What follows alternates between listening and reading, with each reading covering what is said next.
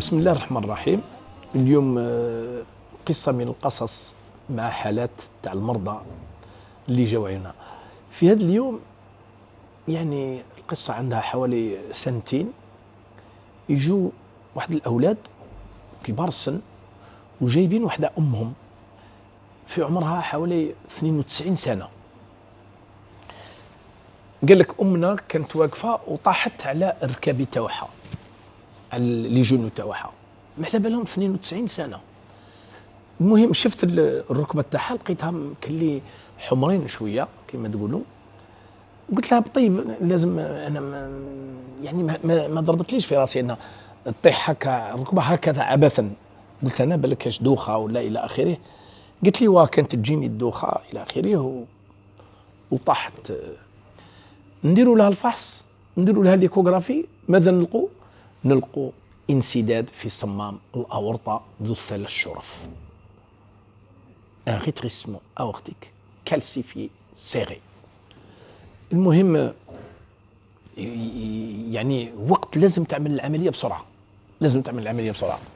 تكلمت مع ولاد هايتو، قلت لهم ماذا نقول لكم، أنا الأم تاعكم لازم لها عملية. قال لي راه في عمرها 92 سنة. قلت له 92 سنة يعني حكم عليها بالإعدام. أنا اللي نقترح لكم أن يعني كاين طرق باش تعملها. قال لي شاي الطرق الأحسن. قلت له طيب يعني الحالة تاعها مستعجلة، إذا تغيروا لها ديروا لها الجراحة، وما نظنش لا غادي تقبلوا لها الجراحة، لازم لها صمام بيولوجي. هذه واحدة. الزوجة كاين طريقة أخرى وتعمل عن طريق الفخذ، تسمى الطافي. قلت له هذا أحسن بالنسبة لها، ولكن فيه خطورة شوية، يعني نسبة ضئيلة من لي كومبليكاسيون تعقدات. بصح هنا ما تقدروش ديروها وغالية الثمن. الجماعة قال لك احنا عندنا إمكانيات ندو منها لفرنسا. قلت لهم إذا تدو منكم لفرنسا اتكلوا على الله ودوها. دروك 92 سنة تقولوا لها نديروا لها عملية، نديروا لها عملية 92 سنة. عملنا الناس بصح مش هذا السن تاع 92 سنة وين غيرنا الصمامات تعمل. قال لك لا احنا عندنا امكانيات ندوها لفرنسا. المهم نظن داروا الاجراء تاعهم حتى نسمع انهم داوها لفرنسا، داوها لليون. على بالك ماذا حصل لما وصلت في الايروبور تاع ليون؟ طاحت تماك، دارت اناري كاردياك، سكتة قلبية في المطار. جاو لي زومبيلونسيي، جاو لي ميدسان، جاو فطنوها، فطنت الى اخره وصحات. وكانوا ولادها هودوها وين؟ هودوها الجيفور لتحت. اذا داوها في ديك اللحظة واسترجعت القوى نتاعها واسترجعت القلب نتاعها وهودت. راحت الجيفور يعني جنوب ليون حوالي ب 30 35 كيلومتر. راحوا داوها عند واحدة من لافامي نتاعهم فماك. ايوا قعدوا خلوها تماك تسترجع القوى تاعها. داروا لها البرنامج مع يعني مستشفى تاع ليون على اساس باش يديروا لها الطافي. الطافي هذا واش هو الطافي؟ يعني بدون فتح القلب، ويدخلوا عن طريق الفخذ كما قلت، ويطلعوا ويضعوا بمكانها، يديروا الصمام من المكان تاعها.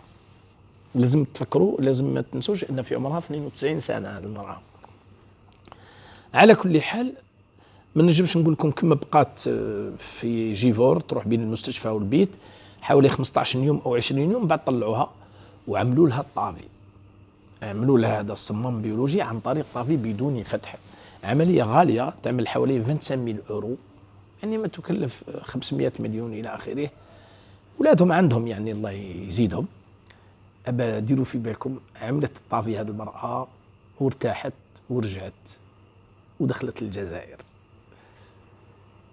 العبرة من هذا الأمر هذا هو أن كيف الحرص تاع الأبناء اللي قاموا بالعمل هذا والأسئلة تاعهم اللي كانت على قضية النصائح. أن هذا العجوز كاين ناس بزاف يقول 92 عام خليها تقعد في الدار، دير لها عملية تموت إلى آخره. لا، كاين ناس كبار وعاشوا بزاف. كاين واحد صغير وما قدرتش الحياة تستمر معه وتوفى قبل. إذن حتى الكبار عندهم حق في الحياة ولازم نساعدوهم. هادو والدينا، هادو جدودنا. ما تقولش عنده 70 عام راه كبير، أو تشوفه 90 عام. العمر بيد الله سبحانه وتعالى، وما تنجمش تعرف أنت طبيب وأي شخص تقول إحنا فقط أطباء نجموا نقولوا غالب الظن أنه يموت. نجموا نقولوا بعض المرضى لو كان ما يعالجش راح يتوفاه الله سبحانه وتعالى، يعني مثل بعض القصص اللي حكيتها، إذا ما تعالجش بالفعل تتوقف القلب تاعها. وطاعة لولادها بالنسبة لهذه العجوز، الله سبحانه وتعالى افتح لها فتحا مباركا. وإلى لقاء آخر إن شاء الله.